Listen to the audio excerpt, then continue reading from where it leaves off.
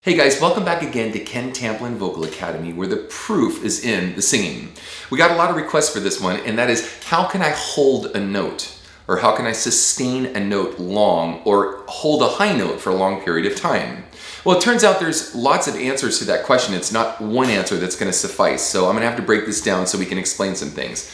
The first thing is that, are you asking, how can I hold a note in a lower register, or a mid-voice register, or a higher register, because that's really important, and I'm going to break this down and explain it. The second thing is what is your vocal Fach, F-A-C-H, or your vocal type? That's the German way of saying what is your, are you a baritone, are you a tenor? Now, I patently I'm a baritone, and let me explain to you what that means. I'm going to go, oh,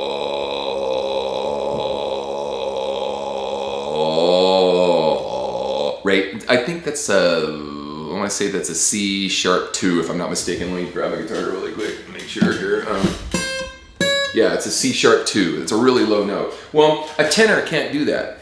A tenor, even a low tenor, can't sing that note really low. Very unusual if he's able to do that. So the reason I bring it up is because I want you to understand what your vocal type is, because this is important. And then what do you mean by, can I hold a note? A high note, this note, a note in your head voice or falsetto, a note, hold a note in your mixed voice, hold a note in your chest voice, belting, or a light airy sound, because all these things matter. So let me explain why. So when we sing low, the chords or our folds, they vibrate slowly. Whoa, whoa, whoa, whoa, whoa, whoa, whoa, whoa, whoa, whoa, whoa, whoa. And they're, they vibrate really slowly. And so it requires more air to pass across the chords to get them to vibrate. Now, there are exceptions to this if we understand glottal compression, and I cover all this in my singing course called How to Sing Better Than Anyone Else. But within this, what happens is that if it requires more air, believe it or not, it's easier to sustain a higher note or to hold a note in a higher registration in your belting chest register, or in your very high falsetto and or head voice register, depending on your voice type, again. And if you're a lyric tenor, or there's all these different things that come into play. So I bring this up, so the lower the note. Now I want to give you guys a template to follow. So sing a note with me. I'm gonna kind of blow through something for a second. It's gonna sound stupid. I'm not trying to be on pitch or anything, but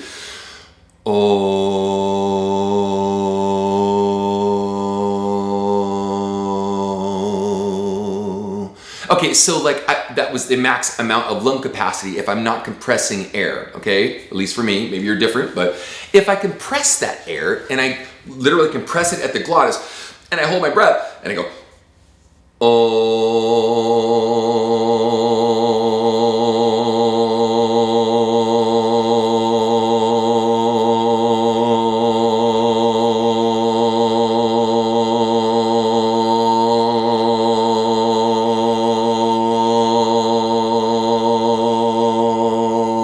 right? I have a lot more room there for the amount of air how I can sustain a note. Now, why this becomes even increasingly important is it depends on in what registration or where in your register you're trying to hold this note. So the higher up I go, because again, like I said before, as I'm in a lower registration and I'm compressing the note at the glottis, it requires more air because the folds are moving more slowly. They go whoa, whoa, whoa, whoa, whoa, whoa, right? The higher up I go, the faster they move. Now, you can blow out a lot of air if I go, hey, right? That's all I got. If I'm using a lot of air, that's it. If I come back, by the way, there's a really cool tool on the internet for this. It's called Power Lung. Look it up, Power Lung. I don't use it, but I have other students that do, that can increase inhalation and exhalation lung capacity. So check this out. But if I'm holding my breath back in the same exact note that I just did, I go,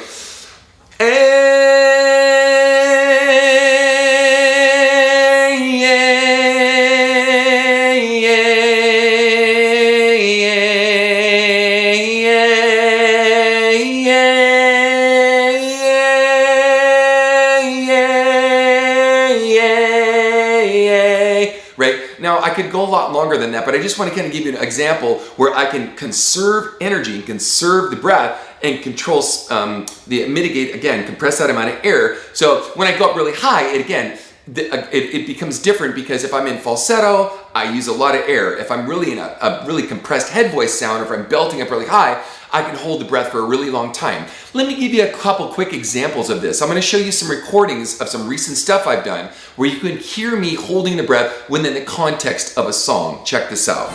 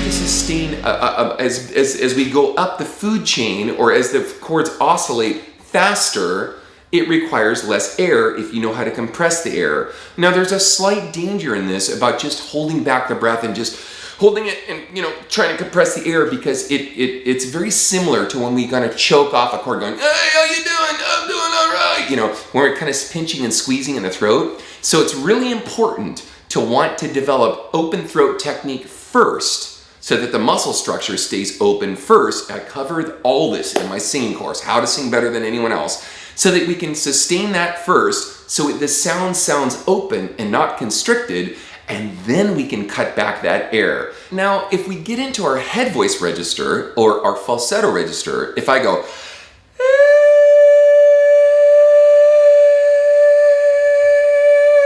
singing like an R&B sort of sound, that's all I got. I don't got much more than that. I just expelled all the air, expunged all the air that I have, right? I used it up. But if I can compress that sound and make it nice and bright,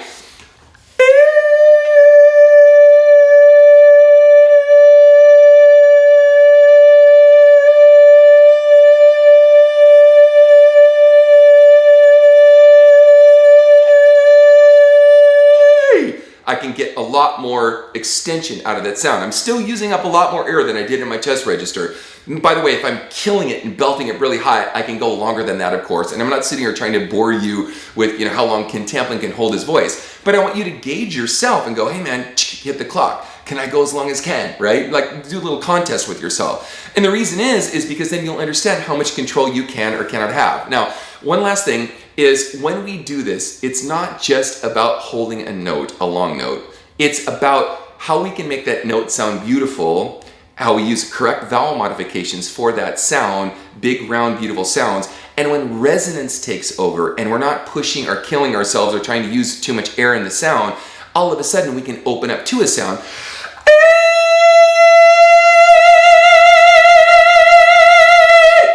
I'm not using more, believe it or not, I'm not using more air to get more volume. I'm actually compressing the air, the glottis, controlling the sound using my diaphragm to do all my work to get a larger or a bigger or more voluminous, more volume, more amplified sound in order to create and take one sound, not just to be able to hold a note, but to hold a note for a reason, for good sound, okay? I hope you guys benefited from this. Ken Tamplin Vocal Academy, where the proof is in the singing, and I'm answering your questions, so keep them coming, and until next time, peace out. Thunderstruck!